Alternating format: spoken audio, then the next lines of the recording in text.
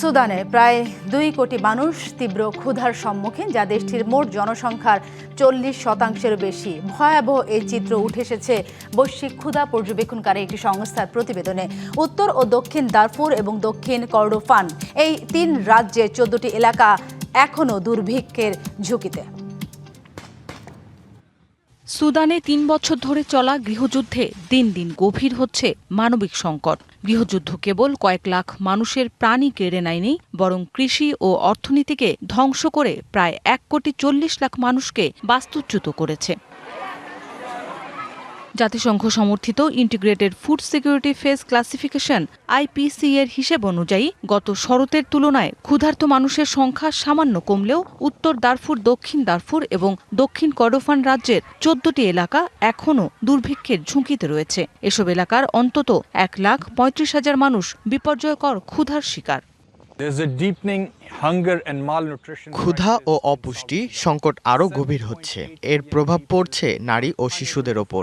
অভাবের মৌসুমে 78 লাখ মানুষ পর্যাপ্ত খাবার জোগাড় করতে পারছে না। বিশ্ব খাদ্য কর্মসূচি সবচেয়ে ঝুঁকিপূর্ণ জনগোষ্ঠীর কাছে পৌঁছানোর জন্য সম্ভাব্য সবকিছু করছে, কিন্তু সংঘাত আর সংঘর্ষ কাজটি কঠিন করে তুলছে। সংস্থাটি আরও সতর্ক করে বলেছে, প্রায় 8,25,000 শিশু মারাত্মক পুষ্টিহীনতার মুখে পড়তে যাচ্ছে। নিরাপত্তাহীনতা, চলাচলে বিধিনিষেধ এবং বাজেট ঘাটতির কারণে অনেক এলাকায় ত্রাণ পৌঁছানো প্রায় অসম্ভব হয়ে পড়েছে। ঈদ আসবে, সাথে ক্যাশব্যাকও আসবে। নিজের বা প্রিয়জনের জন্য কেনাকাটায় এবারও নগদ পেমেন্টে পাচ্ছেন দারুণ ক্যাশব্যাক। তাই যাই কিনুন, পেমেন্ট করুন নগদে। দুর্ভিক্ষের ঝুঁকিতে থাকা এলাকাগুলোর মধ্যে আল ফাশির ও কাদুকুলি অন্যতম। র্যাপিড সাপোর্ট ফোর্সেস RSF এর অবরোধের কারণে সেখানে চরম খাদ্য সংকট দেখা দেয়। গত অক্টোবরে RSF আল ফাশির দখল করলে জনশূন্য হয়ে পড়ে শহরটি। অন্যদিকে সেনাবাহিনী কাদুকুলির অবরোধ ভেঙে দিতে সক্ষম হয়। দেশটির কর্ডোফান ও ব্লু নাইল রাজ্যের নিয়ন্ত্রণ নিতে ড্রোন ও স্থল হামলা চালিয়ে যাচ্ছে RSF। হামলায় ক্ষতিগ্রস্ত হয়েছে বাজার, হাসপাতাল ও বিদ্যুৎ কেন্দ্রের মতো গুরুত্বপূর্ণ স্থাপনা সহ বহু ভবন। এ পর্যন্ত 8 শতাধিক বেসামরিক নাগরিক নিহত হয়েছে।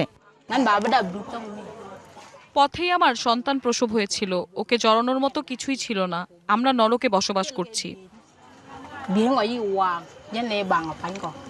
জ্বালানি ও সারের দাম বেড়ে যাওয়ায় আগামী মৌসুমে কাঙ্ক্ষিত ফসল পাওয়ার সম্ভাবনা কমে যাচ্ছে। বাড়ছে দুর্ভিক্ষের আশঙ্কা।